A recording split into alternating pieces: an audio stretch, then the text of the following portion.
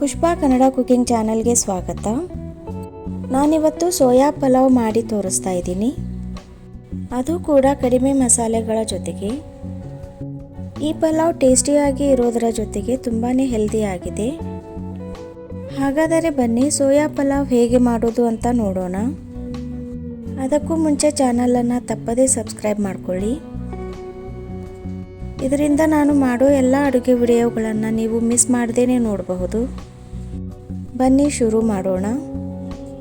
Soya pulao ಮಾಡೋದಕ್ಕೆ ನಾನಿಲ್ಲಿ soya chunks ತಗೊಂಡಿದ್ದೀನಿ. ಕ್ವಾಂಟಿಟಿ ನಿಮಗೆ ಎಷ್ಟು ಬೇಕು ನೋಡಿಕೊಂಡು ತಗೊಳ್ಳಿ. ಇದರಲ್ಲಿ ನಾವಿವಾಗ ಬಿಸಿ ಬಿಸಿಯಾದ ನೀರನ್ನು ಹಾಕಬೇಕು. ಬಿಸಿಯಾದ ನೀರು ಹಾಕೋದ್ರಿಂದ ಸೋಯಾ ಚಂಕ್ಸ್ ಚೆನ್ನಾಗಿ ಅರಳುತ್ತೆ. ನೀರು ಹಾಕಿ ಕನಿಷ್ಠ 15 ನಿಮಿಷ ಹೀಗೇನೆ ಬಿಡಬೇಕು. ಅಲ್ಲಿವರೆಗೂ ಅಕ್ಕಿ ತೊಳೆದು ನೆನೆಸಿ ಇಡೋಣ.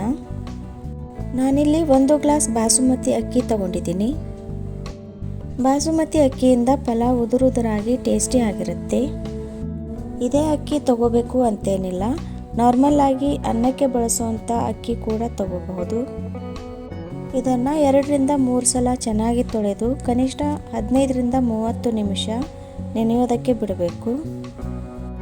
15 ನಿಮಿಷ ಆದ ನಂತರ ಸೋಯಾ ನೀರು ಹೀರ್ಕೊಂಡು ಡಬಲ್ ದಪ್ಪ ಆಗಿವೆ ಮತ್ತು ಕೈಯಿಂದ ಮುಟ್ಟುವಷ್ಟು ತಣ್ಣಗಾಗಿರುತ್ತೆ. ಇದರಲ್ಲಿನ ಎಕ್ಸ್ಟ್ರಾ ನೀರನ್ನು ಈ ರೀತಿ ಹಿಂಡಿ ತೆಗಿಬೇಕು.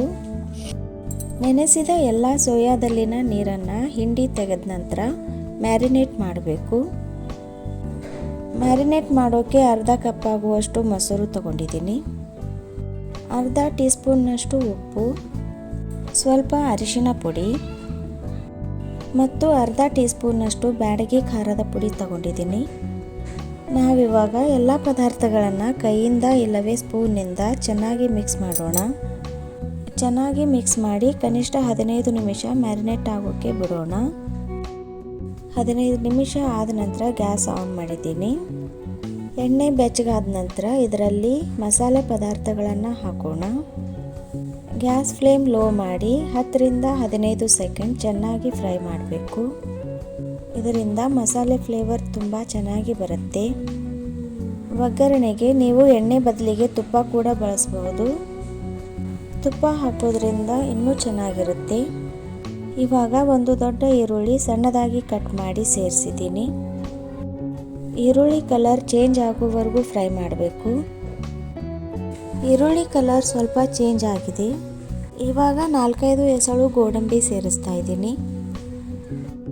2 ಸೆಕೆಂಡ್ ಫ್ರೈ ಮಾಡಿದ ನಂತರ 1 ಟೀ ಸ್ಪೂನ್ನಷ್ಟು ಶುಂಠಿ ಬೆಳ್ಳುಳ್ಳಿ ಪೇಸ್ಟ್ ಹಾಕಿ ಹಸಿ ವಾಸನೆ ಹೋಗೋವರೆಗೂ ಫ್ರೈ ಮಾಡಬೇಕು. ಇಷ್ಟು ಫ್ರೈ ಆದ ನಂತರ 1 ಹಸಿ ಮೆಣಸಿನಕಾಯಿ ಮತ್ತು 1 ಚಿಕ್ಕ ಟೊಮೆಟೊ ಸಣ್ಣದಾಗಿ ಕಟ್ ಮಾಡಿ ಸೇರಿಸ್ತಾ ಇದ್ದೀನಿ. ಹಸಿಮೆಣಸಿನಕಾಯಿ ಮತ್ತು ಟೊಮೆಟೊ 1 ರಿಂದ 2 ನಿಮಿಷ ಹಸಿ ವಾಸನೆ ಹೋಗೋವರೆಗೂ ಬೇಯಿಸ್ಕೊಳ್ಬೇಕು. ಟೊಮೆಟೊ ಸ್ವಲ್ಪ ಬೆಂದಿದೆ ಅಂದಾಗ 1/4 ಟೀ ಸ್ಪೂನ್ ಆಗುವಷ್ಟು ಅರಿಶಿನ ಪುಡಿ, ಅರ್ಧ ಟೀ ಸ್ಪೂನ್ನಷ್ಟು ಅಚ್ಚ ಖಾರದ ಪುಡಿ, ಅರ್ಧ ಟೀ ಸ್ಪೂನ್ನಷ್ಟು ಗರಂ ಮಸಾಲೆ ಪುಡಿ, ಜೊತೆಗೆ ರುಚಿಗೆ ತಕ್ಕಷ್ಟು ಉಪ್ಪು, ಕಟ್ ಮಾಡಿರೋ ಕೊತ್ತಂಬರಿ ಸೊಪ್ಪು ಮತ್ತು ಕಟ್ ಮಾಡಿರೋ ಪುದೀನ ಸೊಪ್ಪು ಸೇರಿಸ್ತಾ ಇದ್ದೀನಿ. ಎಲ್ಲವನ್ನೂ ಒಮ್ಮೆ ಚೆನ್ನಾಗಿ ಮಿಕ್ಸ್ ಮಾಡಿ. ಮಸಾಲೆ ಡ್ರೈ ಅನಿಸಿದರೆ ಸ್ವಲ್ಪ ನೀರು ಸೇರಿಸಿ ಚೆನ್ನಾಗಿ ಬೇಯಿಸಬೇಕು. ಮಿಕ್ಸ್ ಮಾಡಿದ ನಂತರ 1 ರಿಂದ 1.5 ನಿಮಿಷ ಇದನ್ನು ಬೇಯಿಸಬೇಕು. ನೆನಪಿರಲಿ, ಇದನ್ನು ಲೋ ಫ್ಲೇಮ್ನಲ್ಲಿನೇ ಬೇಯಿಸಬೇಕಾಗತ್ತೆ. ಮೇಲ್ಗಡೆ ಈ ರೀತಿ ಎಣ್ಣೆ ಕಾಣಬೇಕು. ಈ ಹಂತದಲ್ಲಿ ಮ್ಯಾರಿನೇಟ್ ಮಾಡಿದ ಸೋಯಾ ಚಂಕ್ಸ್ ಸೇರಿಸಿ 1 ನಿಮಿಷ ಮಿಕ್ಸ್ ಮಾಡ್ತಾ ಬೇಯಿಸಬೇಕು. ಇದರಿಂದ ಸೋಯಾ ಚಂಕ್ಸ್ ಮಸಾಲೆ ಫ್ಲೇವರ್ ಟೇಸ್ಟ್ ಚೆನ್ನಾಗಿರುತ್ತೆ. ಇದಾದ ನಂತರ 1 ಗ್ಲಾಸ್ ಅಕ್ಕಿಗೆ 2 ಗ್ಲಾಸ್ ಅಳತೆಯಲ್ಲಿ ನೀರು ಸೇರಿಸ್ತಾ ಇದ್ದೀನಿ. ಕುಕ್ಕರ್ನಲ್ಲಿ ಮಾಡೋದಾದರೆ 1.5 ಗ್ಲಾಸ್ ನೀರು ಸಾಕಾಗುತ್ತೆ. ಬೇಕು ಅನಿಸಿದರೆ ಅರ್ಧ ಹೋಳು ನಿಂಬೆ ರಸ ಸೇರಿಸಿ, ಬೇಡ ಅನಿಸಿದರೆ ಸ್ಕಿಪ್ ಮಾಡ್ಕೋಬಹುದು. ಈ ರೀತಿ ಕುದೀತಾ ಇರುವಾಗ ಮೊದಲೇ ನೆನೆಸಿಟ್ಟ ಅಕ್ಕಿಯನ್ನು ಸೇರಿಸಬೇಕು.